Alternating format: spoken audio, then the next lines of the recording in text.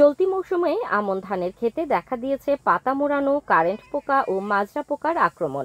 নানা কীটনাশক ব্যবহার করেও আশানুরূপ ফল পাচ্ছেন না কৃষকরা। লালমনিরহাট জেলায় এবছর ৮৬,৬৪৫ হেক্টর জমিতে আমন ধানের চাষ হয়েছে, যার লক্ষ্যমাত্রা ধরা হয়েছিল ৮৬,৬৫০ হেক্টর জমি। কিন্তু ফসলের ভালো সময়ে দেখা দিয়েছে পোকামাকড়ের আক্রমণ। আমন চাষিদের অভিযোগ, পোকামাকড় দমনে পরামর্শ না পাওয়ায় একাধিক কীটনাশক ব্যবহার করতে হচ্ছে তাদেরকে। মাটিতে কারেন্ট পোকা ধরছে, বুঝছেন? তাই 4 দিন মাটি শুদ্ধাই আমি স্প্রে করছি 2 বার করে, কিন্তু কারেন্ট পোকা তো শেষ হয় নাই। মানে কোনো দোকানত যে বলি বেলে যে মাজরা কারেন্ট ধরছে, মানে 7 দিন মাটির আমাকে ঔষধ দাও, মানে 5,000 টাকা করে দেই, মানে 2 টিপ দিলাম, কোনো ফলাফল আমি পাচ্ছি না।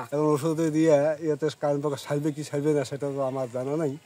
কারণ যদি না সারে তাহলে তো আমার ক্ষেত মানে সর্বনাশ হয়ে যাবে। তবে কৃষি বিভাগের পক্ষ থেকে কৃষকদের অভিযোগ অস্বীকার করা হয়েছে। কৃষি বিভাগ বলছেন, তারা মাঠ পর্যায়ে কৃষকদের নিয়মিত পরামর্শ দিচ্ছেন। এখন পর্যন্ত আমাদের উল্লেখযোগ্য মানে তেমন উল্লেখ করার মতো কোনো পোকার আক্রমণ এরকম কোনো খবর আমাদের কাছে নেই। আমাদের উপসহকারী কৃষি কর্মকর্তাগণ ওনারা মাঠে তৎপর আছেন।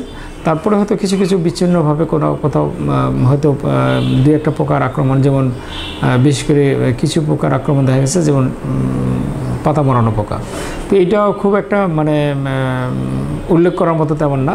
ওদের স্বপ্ন পূরণে পাশে থাকতে পেরে আমরা গর্বিত।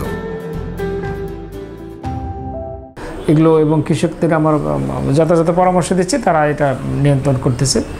অনেক ঔষধ কাজ করতেছে না, এটা অনেক ক্ষেত্রে হতে পারে। এটা প্রথমত যদি তারা ডোজ মেনটেন না করে, একটা ঔষধের আপনার 4টা আর মেনটেন করতে হয় একটা ঔষধ ব্যবহার করার জন্য। একটা হলো যে সঠিক ঔষধ লাগবে, সঠিক মাত্রা লাগবে, সঠিক প্রয়োগ লাগবে, সঠিক সময় লাগবে। আমন চাষিদের দাবি, কৃষকদের বাঁচাতে সময় মতো সঠিক পরামর্শ এবং কীটনাশক কোম্পানিগুলোর উপর কঠোর নজরদারি বাড়ানো জরুরি, নষ্ট না হয় তাদের পরিশ্রমের ফসল।